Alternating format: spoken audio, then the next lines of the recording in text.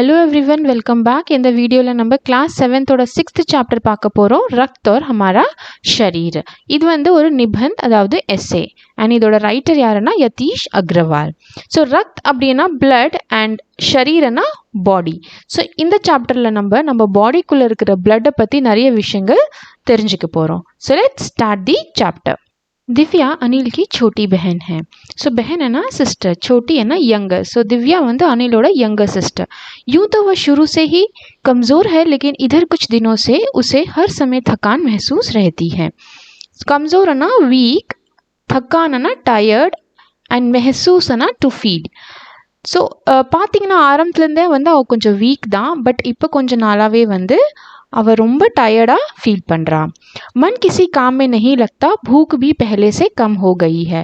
So எந்த வேலை பண்ணுறதுக்கு இன்ட்ரெஸ்ட்டும் இல்லை, அண்ட் அதே நேரத்தில் பசியும் கம்மியாயிருச்சு। भूखना பசி। अस्पताल में उसे डॉक्टर ने देखा तो कहा। ஸோ ஹாஸ்பிட்டல் போய் டாக்டர் பார்த்து என்ன சொல்கிறாங்கன்னா, लगता है दिव्या के शरीर में रक्त की कमी हो गई है, जांच कराकर देखते हैं। ஸோ जांचना டெஸ்ட்। ஸோ டாக்டர் என்ன சொல்கிறாங்கன்னா, திவ்யாவோட உடம்புல வந்து ब्लड வந்து कमियाँ இருக்கிற மாதிரி இருக்குது, ஸோ நம்ம டெஸ்ட் பண்ணி பார்த்துடலாம்। यह कहकर उन्होंने दिव्या को रक्त की जांच के लिए पास के एक कमरे में भेज दिया। ஸோ இதை சொல்ல உடனே டாக்டர் வந்து திவ்யாவை பிளட் டெஸ்ட்டுக்காக பக்கத்தில் இருக்கிற ஒரு ரூமுக்கு அனுப்பிச்சிட்டார் அவர்। रक्त की जांचना ब्लड टेस्ट। वहाँ अनिल को अपनी ही जान पहचान की डॉक्टर दीदी दिखाई दी। ஸோ அங்கே அனில் வந்து அவங்க தெரிஞ்ச ஒரு டாக்டர் அக்காவை பார்த்தாவன்। डॉक्टर दीदी ने कहा, कहो अनिल कैसे आना हुआ। ஸோ டாக்டர் அக்கா என்ன கேட்குறாங்கன்னா, என்ன சொல்கிறாங்கன்னா, என்னப்பா अनिल என்ன இந்த பக்கம் அப்படின்னு கேட்குறாங்க। अनिल ने बताया कि डॉक्टर ने दिव्या को खून की जांच के लिए आपके पास भेजा है। ஸோ अनिल என்ன சொல்கிறான்னா, டாக்டர் வந்து உங்ககிட்ட திவ்யாவோட ब्लड टेस्टக்காக அனுப்பிச்சிருக்காங்க। इतना सुनते ही डॉक्टर दीदी ने दिव्या की उंगली से रक्त की कुछ बूंदें एक छोटी सी शीशी में डाल दी और स्लाइड पर लगा दी। ஸோ அதை கேட்டோடனே டாக்டர் அக்கா வந்து திவ்யாவோட விரலிலேருந்து கொஞ்சம் ட்ராப்ஸ் ஆஃப் பிளட் எடுத்து ஒரு टेस्ट ट्यूबलियों एंड स्लाइडलियों तड़विटांग। फिर अनिल से बोली, अनिल तुम कल अस्पताल से रिपोर्ट ले जाना। அதுக்கப்புறம் अनिल கிட்ட சொல்கிறாங்க, நாளைக்கு நீ ஹாஸ்பிட்டல்லேருந்து உன்னோட रिपोर्ट कलेक्ट பண்ணிக்கோ। अगले दिन अस्पताल पहुंचकर अनिल ने डॉक्टर दीदी के कमरे के दरवाजे पर दस्तक दी। நெக்ஸ்ட் டே அனில் வந்து டாக்டரோட ரூமுக்கு போயிட்டு அவர் நாக் பண்ணார்। தஸ்தக்கனா நாக் பண்ணுறது। भीतर से आवाज़ आई, आ जाओ। ஸோ உள்ளேருந்து வந்து डॉक्टर कुरल கொடுத்தாங்க, உள்ள வாப்பா அப்படின்னு। अनिल ने कमरे में प्रवेश किया तो पाया डॉक्टर दीदी सूक्ष्मदर्शी द्वारा एक स्लाइड की जांच कर रही है। प्रवेशना एंट्री, सूक्ष्मदर्शी அப்படின்னா மைக்ரோஸ்கோப்। அனில் என்டர் பண்ணோடனே வந்து அவன் என்ன பார்க்குறான்னா, டாக்டர் வந்து மைக்ரோஸ்கோப்பில் வந்து அந்த ஸ்லைட்ஸ் ஏதோ டெஸ்ட் பண்ணிட்டு இருக்காங்க। दीदी के इशारे से वह पास रखी एक कुर्सी पर बैठ गया। ஸோ அக்கா சொன்ன பிறகு அவன் வந்து அந்த பக்கத்தில் இருக்கிற ஒரு சேர்ல உட்காந்துக்கிட்டான்। स्लाइड की जांच पूरी होने पर डॉक्टर दीदी ने साबुन से हाथ धोए और तौलिए से पोंछती हुई बोली। ஸோ ஸ்லைட் டெஸ்ட் பண்ணி முடிச்ச உடனே டாக்டர் அக்கா வந்து சாபுன்னா சோப்பில் கையை கழுவிட்டு டவலில் கையை தொடச்சிக்கிறாங்க। தோலியானா டவல்। கையை தொடச்சிட்டு அவங்க என்ன சொல்கிறாங்கன்னா, अनिल दिव्या को अनीमिया है, चिंता की बात नहीं, कुछ दिन दवा लेगी तो ठीक हो जाएगी। ஸோ டாக்டர் என்ன சொல்கிறாங்கன்னா, अनिल दिव्याக்கு வந்து अनीमिया, बट डोंट वरी, இன்னும் கொஞ்ச நாள்லயே வந்து அவ சரியாயிடுவா। अनिल के मन में जिज्ञासा हुई, वह बोला, दीदी एक सवाल पूछूं। ஸோ जिज्ञासा அப்படின்னா क्यूरियोसिटी। ஸோ அதை கேட்டோன்னே அனிலோட மனசில் வந்து அவுட் ஆஃப் क्यूरियोसिटी அவன் சொல்கிறான், अक्का நான் உங்ககிட்ட ஒரு கேள்வி கேட்கவா அப்படின்னு। हाँ हाँ क्यों नहीं, डॉक्टर दीदी ने कहा। ஸோ டாக்டரும் சொல்கிறாங்க, எஸ் வை நாட், கேளுப்பா அப்படின்னு। एनीमिया से आपका क्या मतलब है दीदी, उसने पूछा। ஸோ அவன் என்ன கேள்வி கேட்டானா, एनीमिया அப்படின்னா என்ன அக்கா அப்படின்னு டாக்டர் கிட்ட கேள்வி கேட்குறான்। यह जानने के लिए तुम्हें रक्त के बारे में जानना होगा, डॉक्टर दीदी ने कहा। ஸோ டாக்டர் அக்கா என்ன ரிப்ளை பண்ணுறாங்கன்னா, நீ अनीमिया பற்றி தெரிஞ்சுக்கணுன்னா ब्लड पति नहीं फर्स्ट தெரிஞ்சுக்கணும்। फिर बोली, अनिल देखने में रक्त लाल द्रव के समान दिखता है, किंतु इसे सूक्ष्मदर्शी द्वारा देखें तो ये भानुमति के पिटारे से कम नहीं। ஸோ அப்புறம் டாக்டர் அக்கா என்ன சொல்கிறாங்கன்னா, அனில் பிளட் பார்க்குறதுக்கு வந்து ரெட் ஃப்ளூயிட் மாதிரி தான் இருக்கும், திரவன்னா ஃப்ளூயிட், பட் நீ அதே மைக்ரோஸ்கோப்பில் பார்த்தீங்கன்னா उनको வந்து அது ஒரு मैजिकल बॉक्स मारी தான் தெரியும்। भानुमति का पिटारा ना मैजिकल बॉक्स। मोटे तौर पर इसके दो भाग होते हैं। So on a high level blood को வந்து 2 पार्ट्स இருக்கு। एक भाग वह जो तरल है जिससे हम प्लाज्मा कहते हैं। फर्स्ट पार्ट पातीना it's a fluid and we call it as plasma.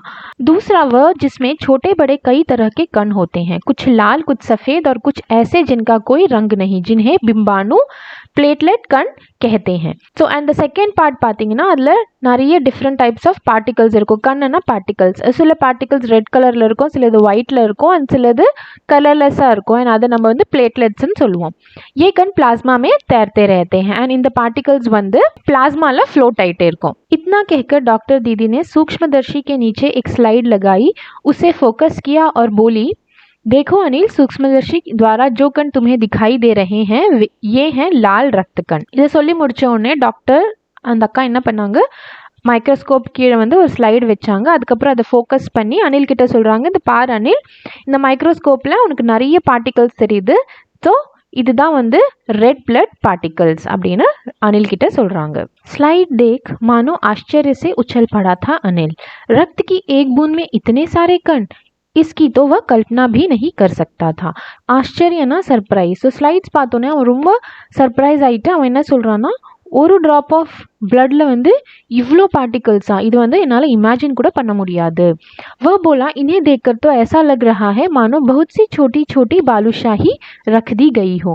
ஏன்னா அதை பார்த்து அவன் என்ன சொல்கிறான்னா, இதை பார்க்கும் போது ஏதோ சின்ன சின்ன பாலுஷாஹின்றது ஸ்வீட் இல்லையா, நம்ம சாப்பிட்ருப்போம், இதை பார்க்கும்போது நம்ம குட்டி குட்டி பாதுஷா ஃப்ளோட் ஆகுற மாதிரி இருக்கு அப்படின்னு அனில் சொல்கிறான்.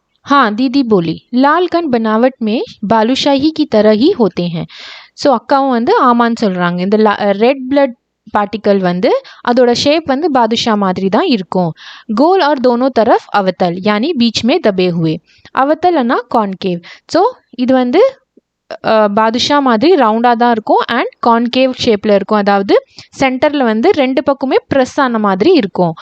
रक्त की एक बूंद में इनकी संख्या लाखों में होती है. ஸோ பிளட்டோட ஒரு ட்ராப்பில் வந்து இதோட கவுண்ட் பார்த்தீங்கன்னா லேக்ஸ் கணக்கில் இருக்கும்.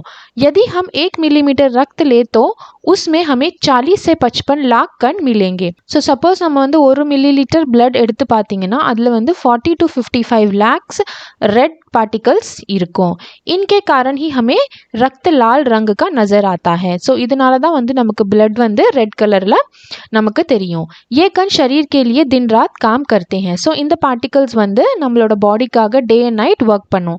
सांस लेने पर साफ हवा से जो ऑक्सीजन तुम प्राप्त करते हो उसे शरीर के हर हिस्से में पहुंचाने का काम इन कणों का ही है. ஸோ நம்ம வந்து ப்ரீத் பண்ணும்போது பியோர் ஏர், அதாவது ஆக்சிஜன் நம்ம ப்ரீத் பண்ணும்போது நம்மளோட பாடியில் இருக்கிற ஈச் அண்ட் எவ்ரி பார்ட்க்கு வந்து இந்த ஆக்சிஜன் கொண்டு போகிறதே வந்து இந்த ரெட் ब्लड पार्टिकल्स था. इनका जीवन काल लगभग 4 महीने होता है. जीवन काल है ना life span. So in the particles life span है ना जस्ट 4 months था. 4 महीने के होते होते ये नष्ट हो जाते हैं. नष्ट ना डिस्ट्रॉय. सो आफ्टर 4 months வந்து இந்த பார்ட்டிகல்ஸ் வந்து டிஸ்ட்ராய் ஆகிடும். लेकिन एक साथ नहीं, धीरे धीरे. பட் மொத்தமாக இல்லாமல் அது கொஞ்சம் கொஞ்சமாக தான் டிஸ்ட்ராய் ஆகும். कुछ आज कुछ कल कुछ उससे अगले दिन. சிலது வந்து இன்றைக்கே டிஸ்ட்ராய் ஆகும், சிலது நாளைக்கு, சிலது வந்து மறுநாள். ஸோ மொத்தமாக ஆகாமல் கொஞ்சம் கொஞ்சமாக தான் அது டிஸ்ட்ராய் ஆகும். तब तो कुछ ही महीनों में ये खत्म हो जाते होंगे, अनिल ने कहा. ஸோ டாக்டர் சொன்னதை கேட்டுட்டு அனில் என்ன சொல்கிறான்னா, அப்போ கொஞ்சம் மாதத்துலேயே தீந்துடும் போல இருக்கே. यह सुनकर डॉक्टर दीदी मुस्कुरा उठी, बोली, नहीं ऐसा नहीं होता. ஸோ அனில் சொன்னதை கேட்டுட்டு டாக்டருக்கு சிரிப்பு வந்துடுது. அவங்க சொல்கிறாங்க, இல்லைப்பா அப்படிலாம் ஒன்றும் இல்லை. शरीर में हर समय नए कण बनते रहते हैं जो नष्ट कणों का स्थान लेते हैं. ஸோ நம்ம பாடியில் வந்து கண்டினியூஸ்லி வந்து new particles, new cells form ஆகிட்டே இருக்கும். அது வந்து ऑलरेडी डिस्ट्रॉय आना पार्टिकल से रिप्लेस பண்ணிடும். हड्डियों के बीच के भाग मज्जा में ऐसे बहुत से कारखाने हैं जो रक्त कणों के निर्माण कार्य में लगे रहते हैं. ஸோ நிர்மாணனா ப்ரொடக்ஷன். ஸோ அண்ட் மஜ்ஜா அப்படின்னா போன் மேரோ. ஸோ போன் மேரோன்றது என்னென்னா, நம்ம போன்குள்ளே ஒரு சாஃப்ட் டிஷ்யூ இருக்கும், அதுதான் வந்து பிளட் செல்ஸை வந்து ஜென்ரேட் பண்ணும். ஸோ அது வந்து எப்படின்னா ஒரு ஃபேக்ட்ரி மாதிரி ஆக்ட் பண்ணும். இந்த போன் மேரோஸ் வந்து ஒரு ஃபேக்ட்ரி மாதிரி இருந்து இந்த பிளட் பார்ட்டிகல்ஸை அது ப்ரொடியூஸ் பண்ணும். इनके लिए इन कारखानों को प्रोटीन लोह तत्व और विटामिन रूपी कच्चे माल की ज़रूरत होती है. கச்சா மால்னா ரா மெட்டீரியல். ஸோ இந்த மாதிரி இந்த பிளட் பார்ட்டிகல்ஸை ப்ரொடியூஸ் பண்ணுறதுக்காக இந்த ஃபேக்ட்ரிஸ்க்கு என்ன வேணும்னா protein, iron, Loga தத்துவனா iron and vitamin இந்த மாதிரி रॉ मटेरियल्स தேவை. ये पौष्टिक आहार लेते हो? हरी सब्जी, फल, दूध, अंडा और गोश्त में ये तत्व उपयुक्त मात्रा में होते हैं. ஸோ पौष्टिक आहार அப்படின்னா நியூட்ரிஷியஸ் ஃபுட். ஸோ நீ வந்து இந்த மாதிரி நியூட்ரிஷியஸான ஃபுட் எடுக்கிறியா? So green leafy vegetables, fruits, milk, egg and meat இதில் தான் வந்து இந்த மாதிரி எலிமெண்ட்ஸ் வந்து கரெக்டான அமௌண்ட்டில் இருக்கும். ஸோ நம்ம வந்து நம்மளோட ஃபுட் வந்து நியூட்ரிஷியஸ் ஃபுட்டாக தான் எடுத்துக்கணும். यदि कोई व्यक्ति उचित आहार ग्रहण नहीं करता तो इन कारखानों को आवश्यकता अनुसार कच्चा माल नहीं मिल पाता. ஸோ யாராவது வந்து கரெக்டான ஃபுட் எடுத்துக்கலன்னா அப்போ வந்து இந்த फैक्ट्रीज़ வந்து தேவையான रॉ मटेरियल्स கிடைக்கிறது இல்லை.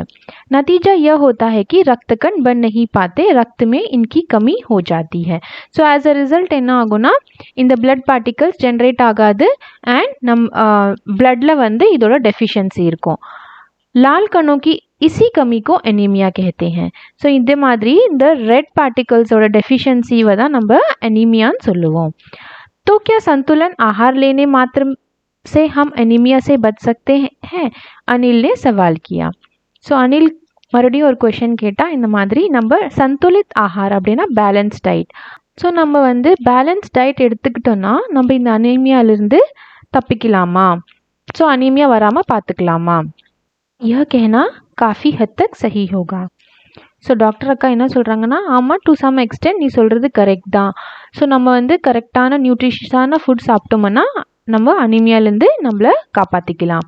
यूँ तो अनीमिया बहुत से कारणों से हो सकता है किंतु हमारे देश में इसका सबसे बड़ा कारण पौष्टिक आहार की कमी है. ஸோ பார்த்தீங்கன்னா அனீமியா வர்றதுக்கு நிறைய ரீசன்ஸ் இருக்குது. பட் நம்ம நாட்டை பொறுத்த வரைக்கும் இதோட மெயின் ரீசன் என்னென்னா डेफिशिएंसी ऑफ न्यूट्रिशियस फूड. पौष्टिक आहार ना न्यूट्रिशियस फूड. इसके अलावा इस रोग का एक और बड़ा कारण है पेट में कीड़ों का हो जाना. இதை தவிர வந்து இந்த அனீமியாவுக்கு வர்றதுக்கு இன்னொரு பெரிய ரீசன் என்னென்னா வயிற்றில் பூச்சி வர்றது. कीड़ाना वॉर्म्स. ये कीड़े प्रायः दूषित जल और खाद्य पदार्थों द्वारा हमारे शरीर में प्रवेश करते हैं. ஸோ இந்த வார்ம்ஸ் எப்படின்னா மெயின்லி நம்ம பாடிக்குள்ளே எப்படி என்டர் ஆகுதுன்னா த்ரூ பொல்யூட்டட் அதாவது कंटामिनेटेड वाटर एंड फूड. अतः इनसे बचने के लिए यह आवश्यक है कि हम पूरी सफाई से बनाए गए खाद्य पदार्थ ही ग्रहण करें. அண்ட் நம்ம இதுலேருந்து நம்ம தப்பிக்கணும்னா என்ன பண்ணணும்னா நம்ம வந்து சுத்தமாக செஞ்ச சாப்பாடு தான் சாப்பிட்ணும். भोजन करने से पूर्व अच्छी तरह से हाथ धो लें और साफ़ पानी ही पिएं. ஸோ சாப்பிட்றதுக்கு முன்னாடி வந்து நம்ம நல்லா கை கழுவிட்டு அண்ட் क्लीन वाटर தான் कुடிக்கணும். साफ पानी है ना क्लीन वाटर. और हाँ अनिल एक किस्म के कीड़े भी हैं जिनके अंडे ज़मीन की ऊपरी सतह में पाए जाते हैं. அண்ட் எஸ் அனில் இன்னொரு விதமான ஒரு வார்ம்ஸும் இருக்குது. அது எப்படின்னா அதோட எக்ஸ் வந்து ग्राउंड सरफेस लेवल இருக்கும். इन अंडों से उत्पन्न हुए लार्वे त्वचा के रास्ते शरीर में प्रवेश कर आंतों में अपना घर बना लेते हैं. ஸோ இந்த எக்ஸ்லேருந்து வர லார்வா வந்து த்ரூ ஸ்கின், त्वचाना ஸ்கின், ஸோ ஸ்கின் மூலிமா வந்து நம்ம உடம்புக்குள்ளே என்ட்ரி கொடுத்துட்டு எங்கே போய் ஸ்டே பண்ணோன்னா इन इंटेस्टाइन. आंतों इंटेस्टाइन. इनसे बचने का सहज उपाय है कि शौच के लिए हम शौचालय का ही प्रयोग करें और इधर उधर नंगे पैर न घूमें. ஸோ இதுலேருந்து நம்ம வந்து நம்மளை சேவ் பண்ணோன்னா என்ன பண்ணோன்னா நம்ம டாய்லெட் போகணுன்னா பாத்ரூம் தான் யூஸ் பண்ணணும். அண்ட் இங்கங்கே வந்து வெறும் காலோட செருப்பு போடாமல் சுற்றவே கூடாது.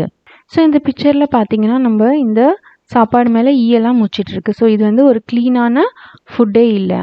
இந்த மாதிரி ஃபுட் ஐட்டம்ஸ் நம்ம अवॉइड பண்ணணும். दीदी यह तो बहुत ही महत्वपूर्ण बात बताई आपने, अनिल बोला. ஸோ महत्वपूर्णனா इम्पॉर्टेंट.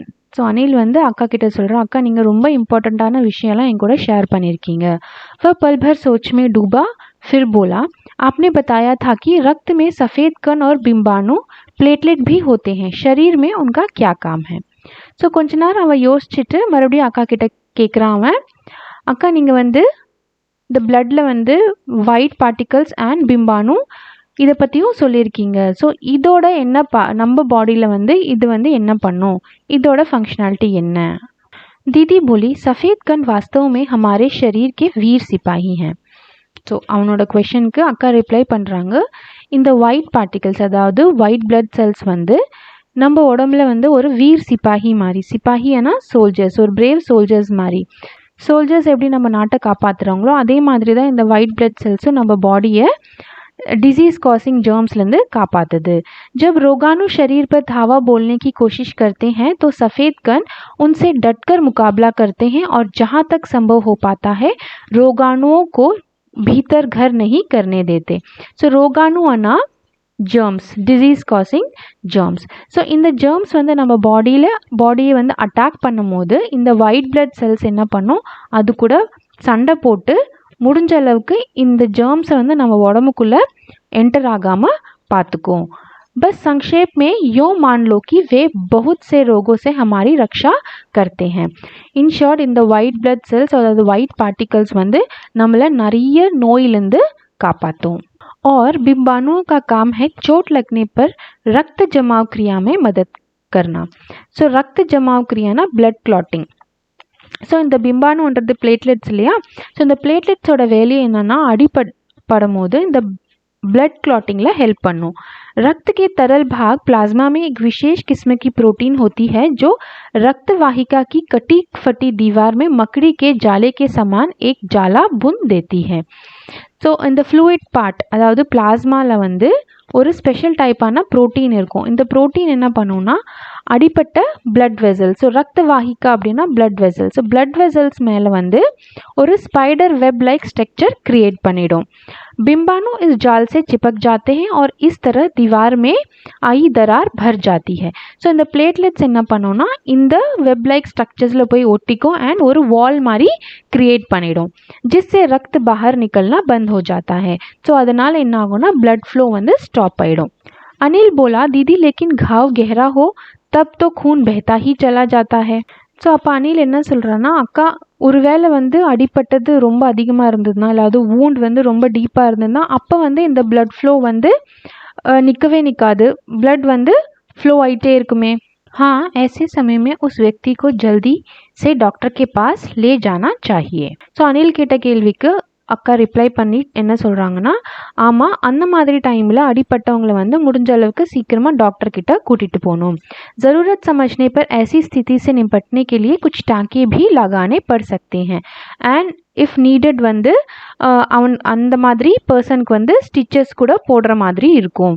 किंतु डॉक्टर के पास पहुंचने तक के समय में चोट के स्थान पर कसकर एक साफ कपड़ा बांध देना चाहिए. பட் டாக்டர் கிட்ட போகிற வரைக்கும் பிளட் லாஸ் அதிகமாக ஆகாமல் இருக்கிறதுக்கு அந்த அடிப்பட்ட இடத்துல வந்து ஒரு டைட்டாக துணி கட்டிடணும். ஸோ க்ளீன் கிளாத் வச்சு நல்லா டைட்டாக கட்டிடணும். दबाव पड़ने से रक्त का बहना कम हो जाता है जो उस व्यक्ति के लिए काफ़ी लाभप्रद सिद्ध हो सकता है. ஸோ தபாவனா ப்ரெஷர், ஸோ ப்ரெஷர்னால் வந்து அந்த பிளட் லாஸ் வந்து கம்மியாகும் அண்ட் அதனால வந்து அடிப்பட்டவங்களுக்கு ரொம்ப யூஸ்ஃபுல்லாக இருக்கும். किंतु अगर अधिक रक्त बह जाए तो उसे रक्त चढ़ाने की ज़रूरत भी पड़ सकती है, दीदी ने समझाते हुए कहा. बट இன்கேஸ் ரொம்ப அதிகமாக பிளட் லாஸ் ஆகியிருந்ததுன்னா அப்போ வந்து பிளட் ஏற்றுற மாதிரி கூட இருக்கலாம். அக்கா வந்து இது எல்லாமே அனிலுக்கு வந்து புரிய வச்சாங்க. अनिल ने कहा क्या ऐसे समय में किसी भी व्यक्ति का खून काम आ सकता है. ஸோ அனில் மறுபடியும் என்ன கேட்குறான்னா, அப்போ இந்த மாதிரி டைமில் யாருக்கு வேணா ரத்தம் கொடுக்கலாமா அப்படின்னு. दीदी बोली अनिल हर किसी का रक्त एक सा नहीं होता. ஸோ அக்கா என்ன சொல்கிறாங்கன்னா, அனில் எல்லாருடைய ரத்தம் ஒரே மாதிரி இருக்காது. कुछ विशेष गुणों के आधार पर रक्त को 4 मुख्य वर्गों में बांट दिया गया है. ஸோ சில ஃபீச்சர்ஸ் சில கேரக்டர்ஸ் வச்சு பிளட்டை வந்து மெயினாக 4 ग्रुप्सல डिवाइड பண்ணுறாங்க. ज़रूरतमंद व्यक्ति के रक्त समूह की जांच करने के बाद उसे उसी रक्त समूह का रक्त चढ़ाया जाता है. ஸோ யாருக்கு பிளட் தேவையோ அவங்களோட பிளட் குரூப் டெஸ்ட் பண்ணிவிட்டு அதுக்கப்புறம் அதே பிளட் குரூப்பில் இருக்கிற ரத்தம் தான் அவங்களுக்கு ஏற்றுவாங்க. लेकिन ज़रूरत के समय यदि उस रक्त समूह का कोई व्यक्ति मिले ही नहीं तब, अनिल ने पूछा. ஸோ அனில் மறுபடியும் என்ன கேட்குறான்னா, பட் தேவைப்படுறப்போ ஒருவேளை தேவைப்படுற ब्लड ग्रुप கிடைக்கலன்னா அப்போ என்ன பண்ணுறது? ऐसी आपात स्थिति के लिए ही ब्लड बैंक बनाए गए हैं. ஸோ இந்த மாதிரி எமர்ஜென்சிஸ்க்காக தான் आपात स्थिति है ना, एमरजेंसीज़ தான் ब्लड बैंक्स இருக்கு. प्राय हर बड़े अस्पताल में इस तरह के बैंक होते हैं जहां सभी प्रकार के रक्त समूहों का रक्त तैयार रखा जाता है. ஸோ நார்மலி எல்லா பெரிய ஹாஸ்பிட்டல்லையுமே இந்த மாதிரி ब्लड बैंक्स இருக்கும். அது அங்கே வந்து எல்லா ब्लड ग्रुप्सोடையும் ब्लड வந்து ரெடியாக வச்சுருப்பாங்க. किंतु इन ब्लड बैंकों में रक्त का भंडार सुरक्षित रहे, इसके लिए यह आवश्यक है कि हम समय समय पर रक्तदान करते रहें, दीदी ने कहा. बट ब्लड बैंक्ஸில் வந்து ब्लड அவைலபிளாக இருக்கணும்னா அதுக்கு நம்ம முக்கியமானது என்ன பண்ணணும்னா டைம்லி ब्लड डोनेट பண்ணணும் அப்படின்னு அக்கா புரிய வச்சாங்க. क्या मैं भी रक्तदान कर सकता हूँ? अनिल ने पूछा. ஸோ அனில் மறுபடியும் கேள்வி கேட்குறான், நான் வந்து ब्लड डोनेट பண்ண முடியுமா அப்படின்னு. नहीं अभी तुम छोटे हो. ஸோ அக்கா வந்து ரிப்ளை பண்ணுறாங்க, இல்லை நீ இப்போ ரொம்ப சின்ன பையன். 18 वर्ष से अधिक उम्र के स्वस्थ व्यक्ति ही रक्तदान कर सकते हैं. ஸோ 18 இயர்ஸ்க்கு மேலே இருக்கிற ஒரு ஹெல்தியான பர்சன் தான் வந்து ब्लड डोनेट பண்ண முடியும். एक समय में उनसे लगभग 300 मिलीलीटर रक्त ही लिया जाता है. ஸோ அட் அ டைம் வந்து ஒருத்தர்கிட்ட இருந்து 300 मिलीलीटर ब्लड தான் எடுப்பாங்க. प्राय यह समझा जाता है कि रक्तदान करने से कमजोरी हो जाएगी, किंतु यह विचार बिल्कुल निराधार है. அண்ட் நார்மலி எல்லாரும் என்ன நினைக்கிறாங்கன்னா ब्लड डोनेट பண்ணால் நம்ம வீக் ஆகிடுவோம், கம்ஜோரியானா வீக். பட் இது வந்து கரெக்டான थॉट இல்லை. हमारा शरीर इतना रक्त तो कुछ ही दिनों में बना लेता है. वैसे भी शरीर में लगभग 5 लीटर खून होता है. ஸோ நம்ம உடம்புல பார்த்தீங்கன்னா 5 லிட்டர்ஸ் ஆஃப் blood இருக்கும். ஸோ 300 மில்லிலிட்டர் blood வந்து கண்டிப்பாக நம்ம பாடினால மறுபடியும் கொஞ்ச நாள்லயே திருப்பி जनरेट பண்ணிடும். इसमें से यदि कुछ रक्त किसी ज़रूरतमंद व्यक्ति के लिए जीवनदान बन जाए तो इससे बड़ी बात क्या होगी. ஸோ அதிலிருந்து வந்து 5 லிட்டர்ஸ் ஆஃப் blood நம்ம உடம்புல இருக்குது, அதுலேருந்து ஒரு 300 மில்லிலிட்டர் வந்து யாருக்காச்சும் தேவைப்படுறவங்களுக்கு நம்ம கொடுத்தா அது கண்டிப்பாக அவங்களுக்கு லைஃப் சேவிங்காக இருக்கும் அப்படின்னு அக்கா புரிய வச்சாங்க. फिर तो बड़ा होने पर मैं नियमित रूप से रक्तदान किया करूँगा, अनिल ने कहा. அப்போ இது கேட்டோன்னே அனில் சொல்கிறான், கண்டிப்பாக நான் வந்து பெரியவனாயிட்ட பிறகு ब्लड डोनेट பண்ணுவேன். शाबाश अनिल, डॉक्टर दीदी ने अनिल की पीठ ठोकते हुए कहा. அனில் சொல்கிறத கேட்டுட்டு டாக்டர் அக்கா வந்து அனிலோட முதுகு தட்டி விட்டு அவனை ரொம்ப ப்ரைஸ் பண்ணிவிட்டு என்ன சொல்கிறாங்கன்னா, வெரி குட் அனில்.